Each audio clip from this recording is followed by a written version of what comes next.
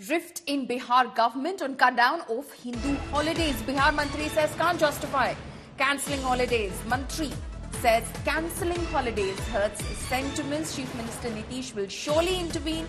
He says move approved at bureaucratic level. So a minister in the Nitish Kumar government now says he hopes that Nitish Kumar corrects the wrong committed by the bureaucrats who cut down Hindu holidays in the 2024 calendar. Listen in.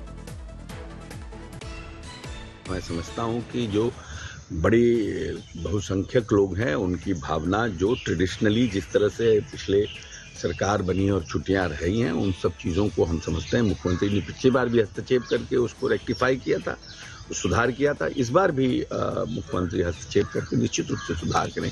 चिंता की कोई बात नहीं है। ये हम मंत्री स्तर पर, प्रधान सचिव और मुख्यमंत्री स्तर पर ये सब निर्णय नहीं होते हैं, नीचे से होते हैं। निर्णय नीचे से किया गया होगा, इसलिए मंत्री निश्चित रूप से हस्तक्षेप करेंगे और पूरे जो भावना है लोगों की उस भावना के साथ सरकार खड़ी रहेगी।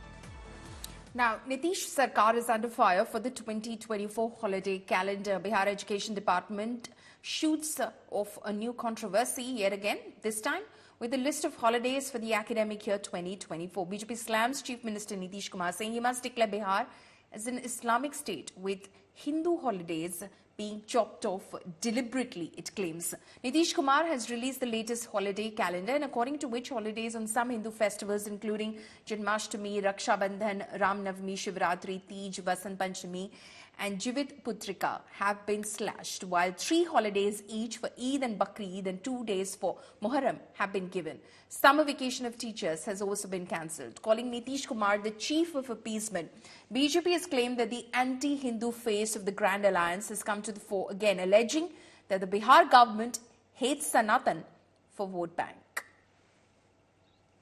नीतीश सरकार बिहार में इस्लामिक धर्म के आधार पर काम कर रही है। अब तो लगता है कि पूरे बिहार में शुक्रवार को ही इस्लामिक छुट्टी करने की योजना बना रही है ये सरकार।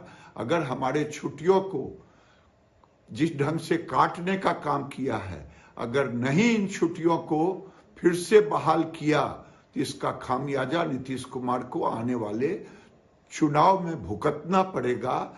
चुन चुनकर हिंदुओं के जितने पर्व थे उन सभी पर्वों की छुट्टियों को रद्द कर दिया गया और मुसलमानों के पर्व की जो छुट्टियां थी उनको बढ़ा दिया गया।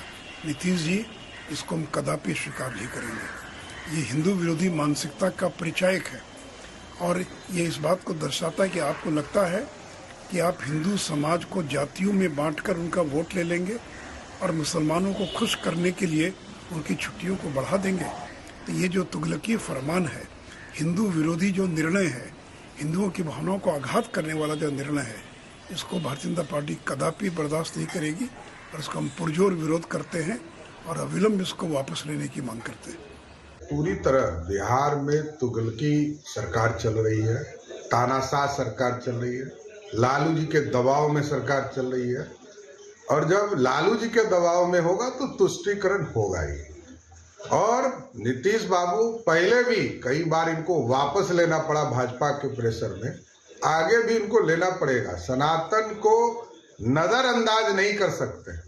बिहार की आबादी का लगभग 83% सनातन धर्म के लोग रहते हैं, इनको अनादर नहीं कर सकते हैं। इसलिए बिहार की जनता की भावना को देखते हुए सरकार को वापस भी लेना चाहिए और नहीं तो वापस लेना ही पड़ेगा।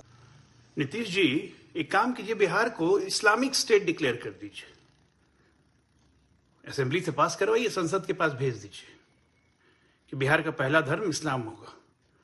स्कूल कैलेंडर आप डिक्लेयर करते हैं, दुर्गा पूजा की छुट्टी कट कर देते हैं, जन्माष्टमी की छुट्टी रद्द, मकर संक्रांति जो आपकी पार्टी जेडीयू हर साल मनाती है उसकी छुट्टी रद्द, कृष्ण जन्माष्टमी की छुट्टी रद्द और ईद की छुट्टी जो पहले 1 दिन मिलती थी उसको 3 दिन, बकरीद की छुट्टी जो 1 दिन मिलती थी उसको बढ़ा के 2 दिन। वाह, इतना ज्ञान आ रहा है। शिक्षकों की मांग होती है और सरकार इस शिक्षा विभाग के निर्णयों को भी बदलने का काम करती है।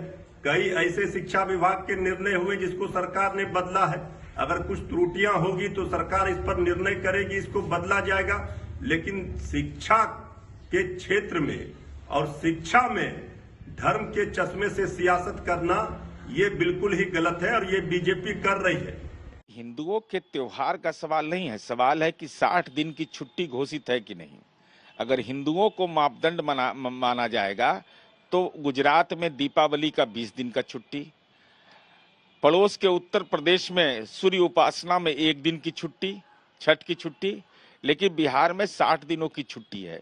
महत्वपूर्ण विषय है कि भारतीय जनता पार्टी इसका सांप्रदायिकरण कर रही है, तो शब-ए बारात की भी छुट्टी कटौती की गई है।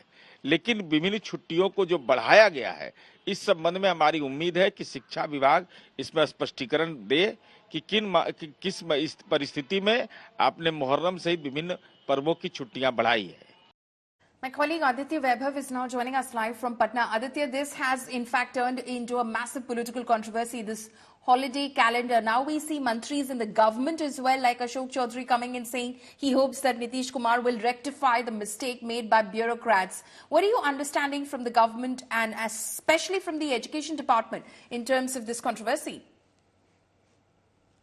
Well, exactly. As far as the state education department is concerned, of course, it is, you can say, very categorical and very clear on the list of holidays it has come up with, and they are in almost no mood of taking a rollback or redeciding on the holidays. But then this is clear that the holiday list issued by state education department has triggered yet another war of words between the opposition and Mahagathbandhan government in Bihar, that both of which are technically locking horns against each other, while the opposition is slamming the state government and comparing the recent turn of events with nothing but Islamic State. You can clearly see that how Ajay Alok went ahead to demand Chief Minister Nitish Kumar to declare Bihar an Islamic State, and this is the response of what has actually happened now. But now it has to be seen that what action does the state education department take?